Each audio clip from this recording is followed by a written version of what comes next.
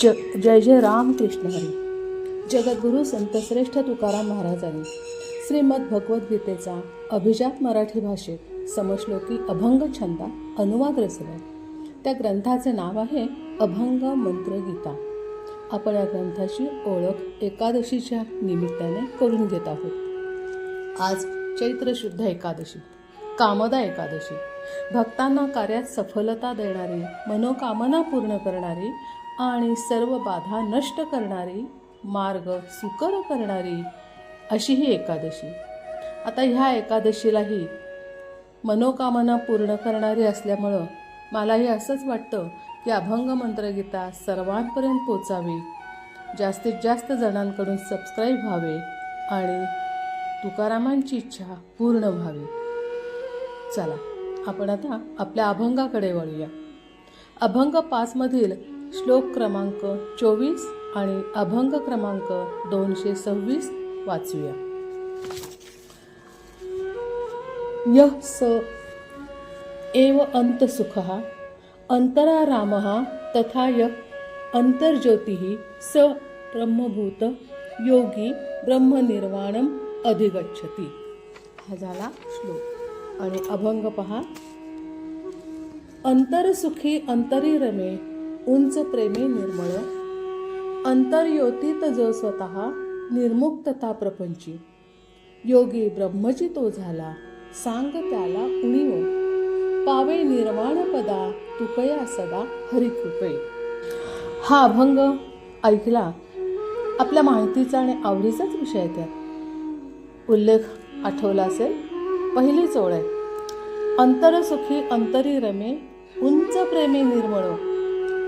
आता प्रेम हा शब्द या मंत्रगीतेच्या संदर्भात खूप जिव्हाळ्याचा विषय आहे. प्रेम म्हणजे लव. आताचं व्यवहारातलं बोलतोय आपण. इश्क किंवा एखाद्या स्त्रीचा प्रेम व्यक्त करायचं असेल तर ती फक्त ईश्य ह्या शब्दातनं व्यक्त करते. किंवा अय्या. आणि आत्ताच्या तरुण पिढीचं म्हणाल तर बदाम किंवा हार्टचे चित्र आणि त्यात प्रेमाची उंची दाखवण्यासाठी त्या चित्रातून आर पार गेलेला बाण म्हणजे बाणाचं चित्र. आता त्यानंतर म्हणाल तर त्यानंतरचे फोटो पहा तुम्ही.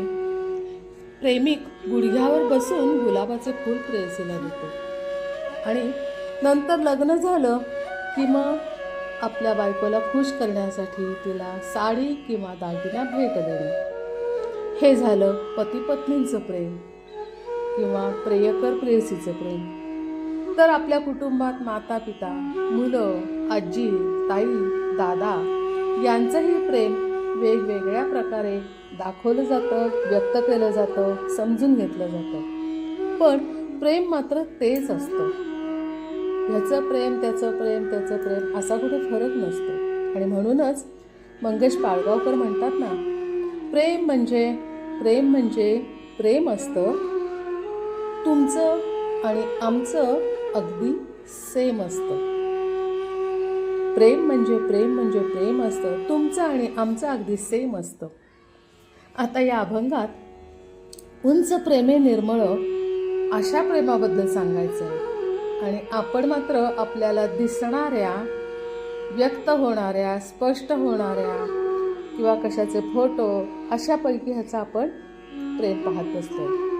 आता तर ते अंतरंगात रमणारं प्रेम आपल्याला पाहायचं आहे.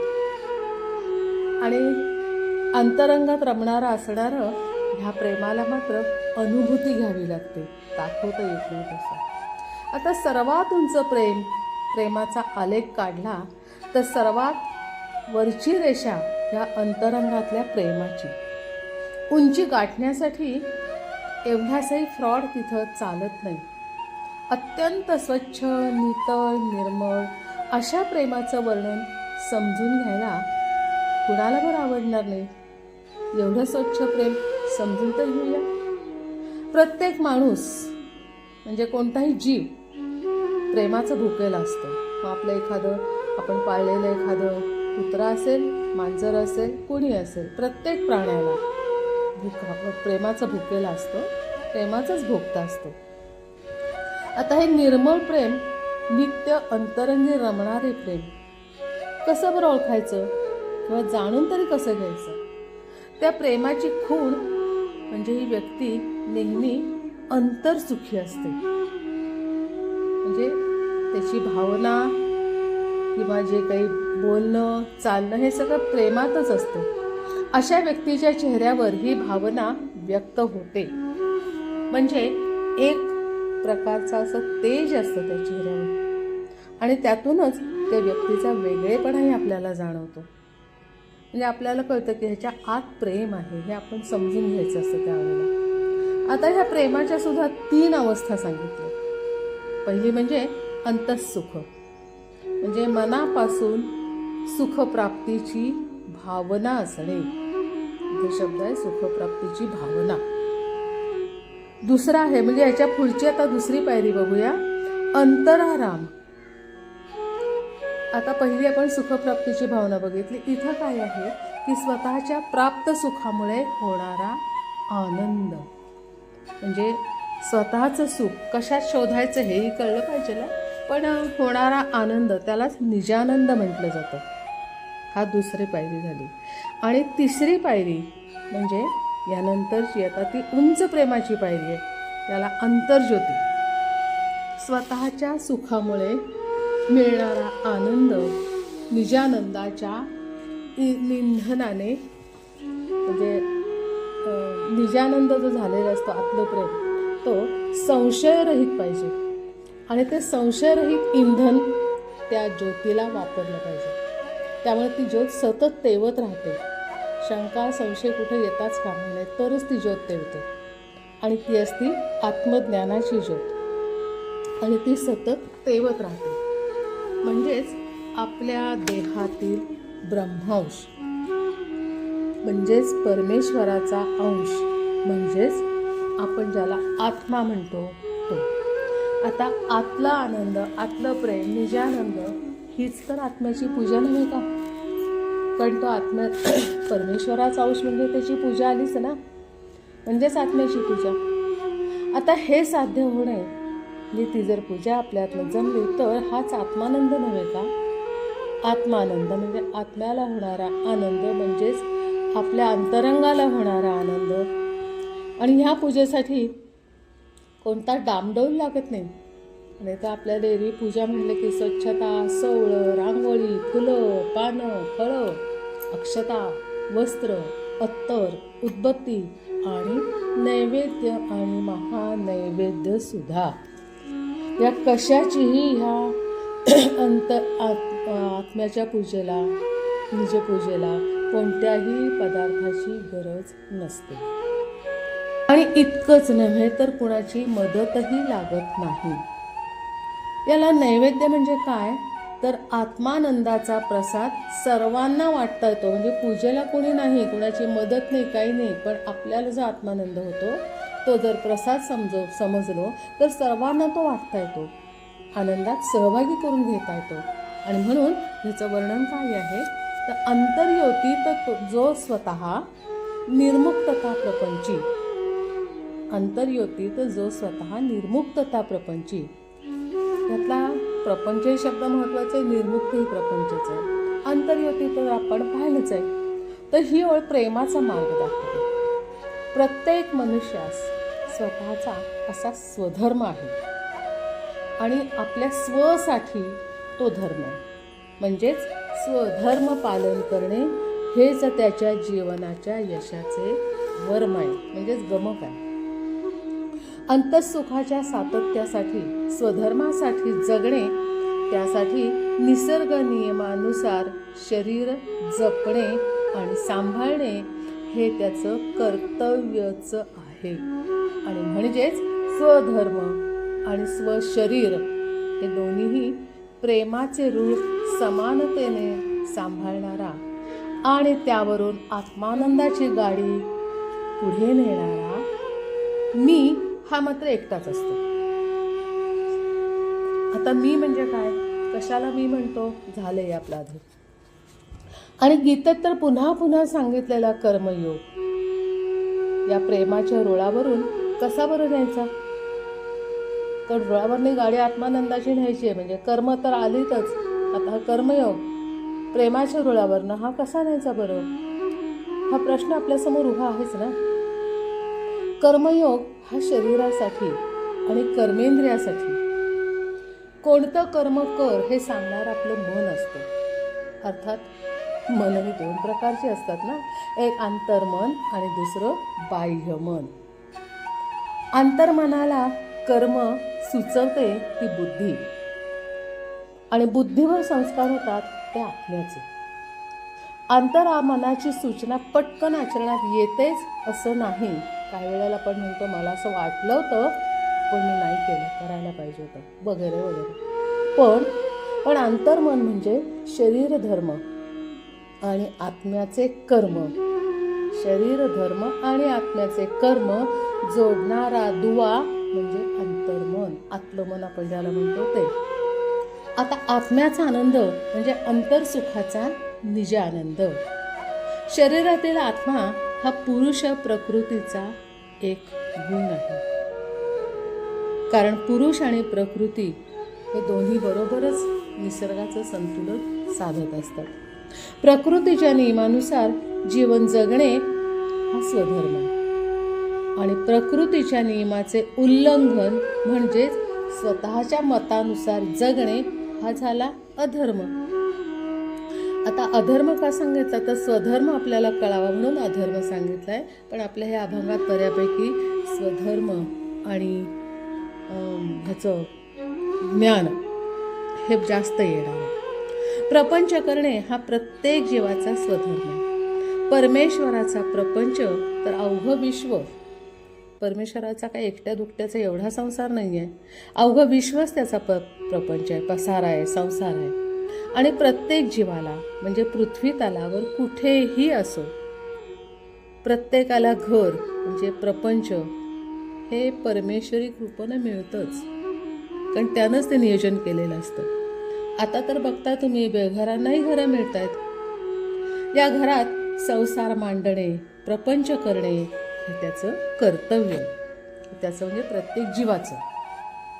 पण तो प्रपंच निर्मुक्तपणे करायचा आहे. अंतर्योतीत जो स्वतः निर्मुक्तता प्रपंच, निर्मुक्त म्हणजे माझा संसार, माझा प्रपंच, माझे घर एवढंच माझं विश्व आहे असं मानायचं, आणि अन्य संसाराची आपल्या संसाराशी किंवा प्रपंचाशी तुलना करायची नाही. कारण प्रत्येकाचं घर, त्याचा आकार, त्याचा उकार, प्रकार, यातील सोयी सुविधा हे ज्याच्या त्याच्या हिमतीनुसार असतातच आणि असावंही. आता स्वतःचा संसार कसाही असला तरी त्यात आनंद मानणे म्हणजेच निर्मुक्तपणे प्रपंच करणे, त्याला म्हणायचं निर्मुक्त प्रपंच. आणि माणूस ह्या प्राण्याचे वैशिष्ट्य म्हणजे तो समाजशील प्राणी आहे. त्याला समाजात राहायला आवडतं, पण त्यालाही किती महत्त्व द्यायचं तर पुढचं एक बघा.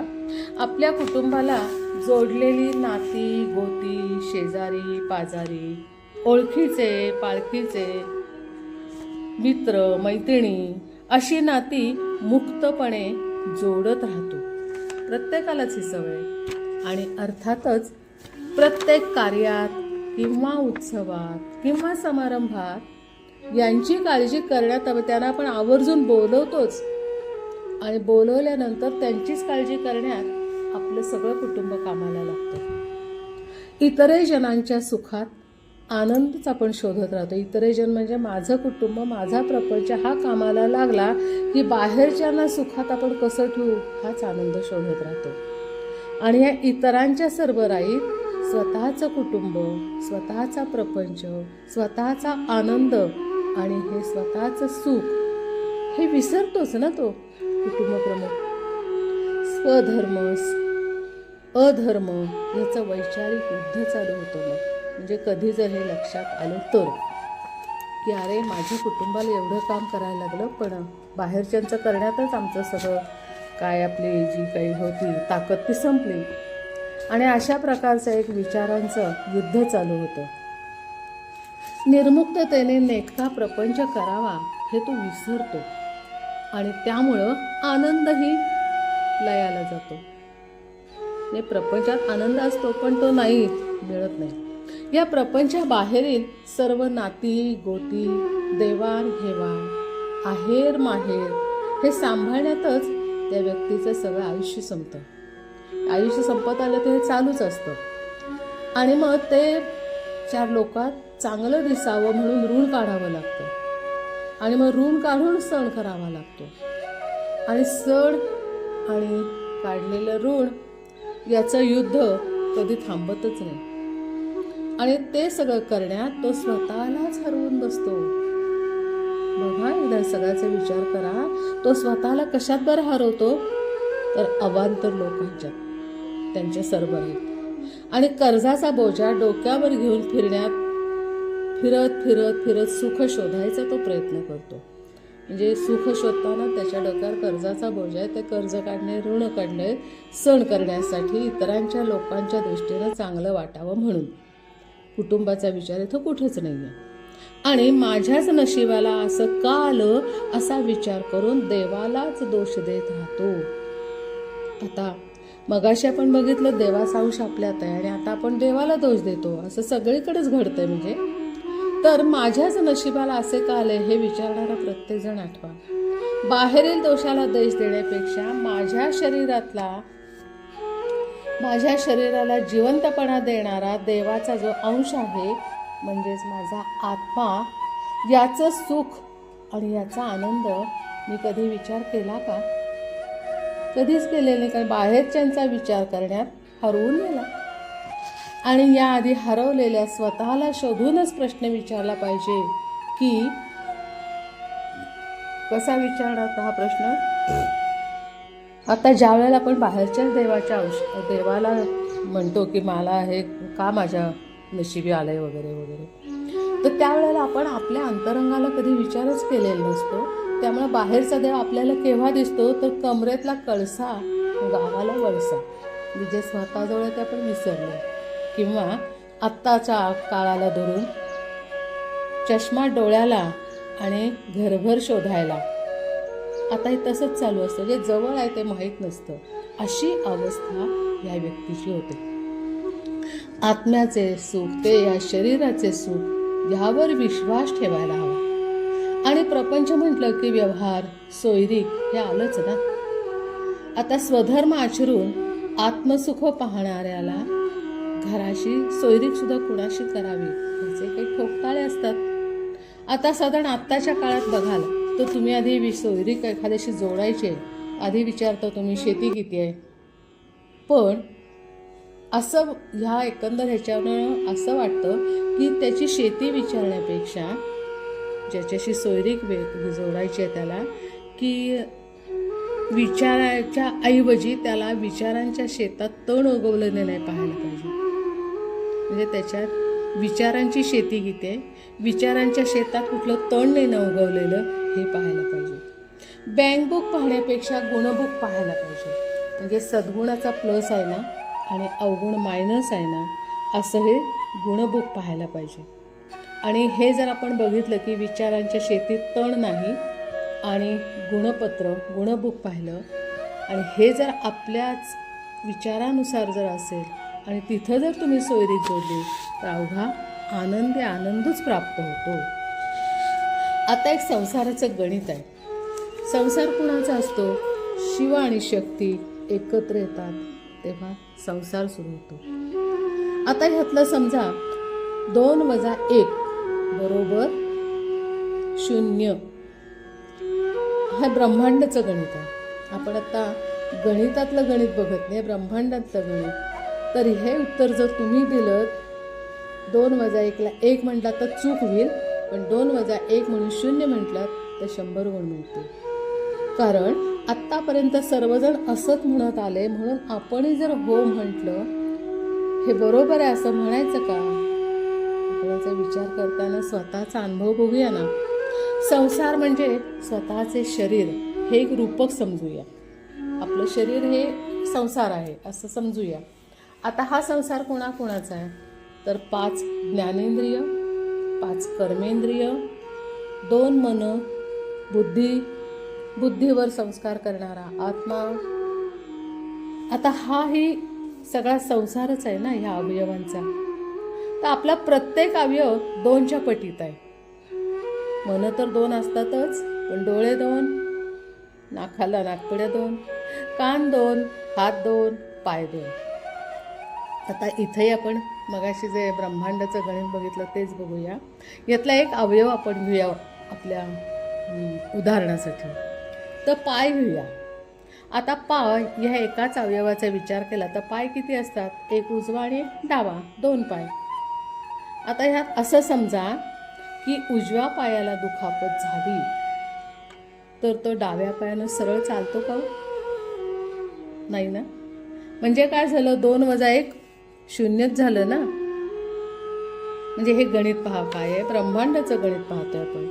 आता डाव्या पायाला झालं तर उजवा पाय काय डाव्याचा सगळा भोर त्याप्रमाणे चालू शकत नाही. म्हणजे 2 + 1 वजा झालं 1, शून्य आलं उत्तर. आता तो जर लंगडून चालला काहीतरी करून आणि ओझं डाव्या पायानं आपलं कसं तरी सांभाळलं, म्हणजे तो त्याचा सहाय्यक बनला डावा पाय उजव्याचा. आता काही दिवसानं उजवा पाय बरा झाला आणि डाव्या पायानं त्याला मदत केली होती 8 दिवस. मग जर उजवा पाय म्हटला की मी त्याचं ओझं 8 दिवस मी पण उचलतो त्याचं ओझं आणि त्याला जरा विश्रांती देतो, असं जर उजव्या पायाला वाटलं तर तसं होतं का? करता येतं का? दोन्ही पाय चांगले आहेत, पण एका पायाचं त्यानं काम 8 दिवस सांभाळलं होतं म्हणून तो म्हटला नाही 8 दिवस तू विश्रांती घे. तर होतं का असं? नाही.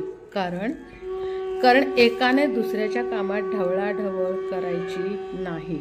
सहाय्य वेगळं आणि ढवळाढवळ वेगळी. तर सहाय्य करणं वेगळं, मदत त्या प्रसंगानुसार असते, पण एकमेकाच्या कामात ढवळाढवळ करता येत नाही. तसं ब्रह्मांडाचा 2 आकडा आहे, ते 2 आकडे एकमेकात ढवळाढवळ करत नाही. -1 केला तर राहतं ते 0 राहतं. उरलेल्या एकाला संपूर्ण काम करता येत नाही. आता शिव आणि शक्तीच्या बाबतीत तेच असतं प्रत्येक. त्यामुळं अवयवाचा आकडा 2 आणि दोघांचं काम मात्र एकच असतं. कामं 2 नसतात वेगळी. ह्या डोळ्याने एक बघायचं आहे, त्या डोळ्याने एक बघायचं आहे, किंवा ह्या कानाने ऐकायचं आहे, त्या कानाने ऐकायचं असं नसतं. अवयवाचा आकडा 2 आहे. 2 + 1 उत्तर 0. तर संसाराच्या गणितात मात्र 2 + 1 = 0 हेच उत्तर बरोबर आहे का? बघूया. शिव आणि शक्ती हे 2 वेगळे, दोन्हीच्या शक्ती वेगळ्या, पण जग मात्र एकच. संसार एकच, राज्य एकच आणि सत्ताही एकच असते. या सर्वातून प्रपंच कसा चाललाय? तर कसा चाललाय हे जे सगळं सार काढलं जातं ना, अंतिम जे आपण उत्तर म्हणतो ते सार, हे सार म्हणजेच संसार. आता संसार म्हणजे काय? जसा संवाद, संगणक, संरक्षण, तसा हा संसार. प्रकृतीच्या सारीपाटावरची सोंगटी म्हणजेच प्रत्येकाचा संसार. आता सारीपाटावरची सोंगटी हा संसार, आणि ते हलवतो कोण बरं? शिव आणि शक्ती. आता प्रत्येकानं स्वतःच्या संसारात जर स्वधर्म पालन करून प्रेमाची अंतर्ज्योत सतत तेवत ठेवण्याने अंतःसुख प्राप्त होते, ते निरंतर सुख. आता हे काय आलं इथं पुन्हा? ब्रह्मज्ञान. आता हे जर ब्रह्मज्ञानात आपल्याला डोकावायलाच पाहिजे, त्याशिवायची पूर्तताच होणार नाही. कारण आत्ताचा भाग फक्त आपण शब्द वापरला नाही ब्रह्मज्ञान, पण माहिती मात्र सगळी घेतली ती ब्रह्मज्ञानाचीच. आता ह्यातलीच एक, योगी ब्रह्मचितो झाला सांग त्याला उणीव. योगी ब्रह्मचितो झाला सांग त्याला उणीव, पावे निर्वाण पदा तुकया सदा हरिकृपे. आता इथं महत्त्वाचा उणीव शब्द हा का बरं आलाय? मला इथं आठवलं उणीव म्हणजे 2 + 1 = 0 असं असेल का सांगायचं त्यांना? असो, आपण आता पुढं बघूया. किंवा असाही एक उणेपणा मला वाटतो, म्हणजे मला जे जाणवतं ते सांगते, की ब्रह्मज्ञानाने योगी झालेला ब्रह्मयोगी स्वतःचा भार परमेश्वरावर टाकून समाजालाच प्रपंच मानला आणि ब्रह्मज्ञानाचा प्रचार करण्यासाठी बाहेर पडला. आता तो बाहेर पडला म्हणजे एकटाच असणार आहे. संसाराची झोळी त्यानं उचललीच नाही, तरीही त्याचं जगणं शून्य होणार नाही. शून्य होणार नाही. का? कारण त्यानं भार कुणावर टाकला? परमेश्वरावर टाकला. म्हणजे एक प्रकारे तो त्याचा जोडीदार बनला. कारण तो ब्रह्मज्ञानाचा प्रचार करणार आहे. म्हणजे तो स्वतःच कोण झालाय? अद्वैत. अद्वैताची भूमिका झाली ना ती. वेदांताचे ज्ञानाचे परिपूर्ण झाल्यावर कधी असं असतं की जे ज्ञान परिपूर्ण असतं त्यांनी कधीही एकांती राहण्यापेक्षा लोकांती येणं ही एक सामाजिक संसाराची परिक्रमाच होते. एकांती राहण्यापेक्षा लोकांती येणं ही एक सामाजिक संसाराची परिक्रमाच होते. जसे विवेकानंद, त्याने धर्मज्ञान सर्व जगाला वाटले, कधीच ते मागे हटले नाही त्याबाबत, आणि संन्याशी राहून सगळ्या जगाचा संसार केला. आता दुसरे एक उदाहरण म्हणजे संत रामदासांनी स्वतःचा संसार नाकारला, एकट्याचा संसार, पण त्या काळात गरजेनुसार त्यांनी अवघ्या विश्वाची तर काळजी केलीच. म्हणून रामदास आपल्या आईला सांगतात ना, तुका बाबा असा तर चिंता करीतो विश्वाची.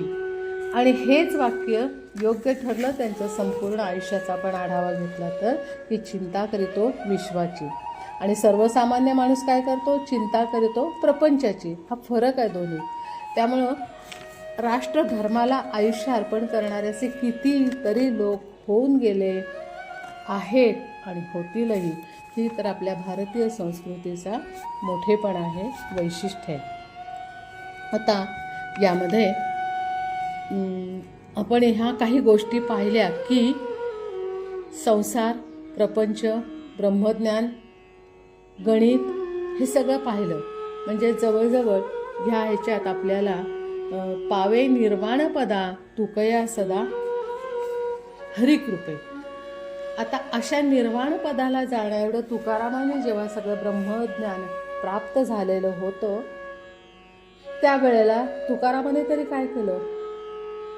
संसार स्वतःचा होता, पण त्याहीपेक्षा समाजाची, जगाचीच काळजी जास्त केली ना त्यांनी. आणि म्हणून त्यांचं जे कार्य होतं ते संपूर्ण बाहेरचं जास्त कार्य होतं. आणि ह्यासाठीच चिंता करीतो विश्वाची, जसं रामदास म्हणले तसंच चिंता करीतो विश्वाची हे तुकारामांच्या बाबत ते लागू पडतं. आणि म्हणून त्यासाठीच त्यांनी जी काही त्यावेळेला सर्वांसाठी ब्रह्मज्ञानाचं वाटप व्हावं म्हणून जी काही अभंग मंत्रगीता लिहिली आणि सर्वांपर्यंत हे ज्ञान कीर्तनातून वाटण्याचा त्यांनी वसा घेतला होता. म्हणजे ह्यासाठीच त्यांच्यावर हरीची कृपा सदा, म्हणजे नेहमी 24 तास त्यांच्या डोक्यात हेच विचार. त्यामुळे तुकया सदा, नेहमी 24 तास त्या ब्रह्मज्ञानातच मुरलेले सगळे हे. आणि म्हणून हरीची कृपा असणारच, कारण अद्वैत जीणं होतं त्यांचं ते. त्यामुळे हरीच्या कृपेने तुकारामांच्या हातून अभंग मंत्रगीतेचं कार्य अतिशय त्यांनी जास्तीत जास्त प्रकारे नेण्याचा प्रयत्न केला. पण एक दिवस असा आला त्या मंत्रगीतेच्या प्रचारानंतर की त्यांना स्वतःलाच ते इंद्रायणीला अर्पण करावी लागली. एक असंच मन म्हणतं की त्यावेळेला तुकारामांना किती यातना झाल्या असते, की कशासाठी मी लिहिलंय आणि हे आता संपवायचं आहे. यांनीच तुकारामांच्या, म्हणजे ती कल्पनाच करवत नाही की तुकारामांना तेव्हा किती यातना झाल्या असतील या इंद्रायणीला अर्पण करताना. त्यांचं जे उद्दिष्ट कार्याचं होतं त्याबाबत त्यांच्यापुढे प्रश्न निर्माण झाले. आता त्यांनी कसं सोडवलं ते नंतर बघू आपण, पण हाही विचार करण्यासारखाच गोष्ट आहे ना. असं ते आता सततच्या ब्रह्मज्ञानाच्या श्रवण भक्तीने आम्हा प्रत्येकाला स्वधर्माचे व स्वहिताची आठवण सतत स्मरणात येऊ दे ही संत तुकारामांचे चरणी प्रार्थना करूया आणि इथे थांबूया. कृष्णार्पणमस्तु. जय जय रामकृष्ण हरी.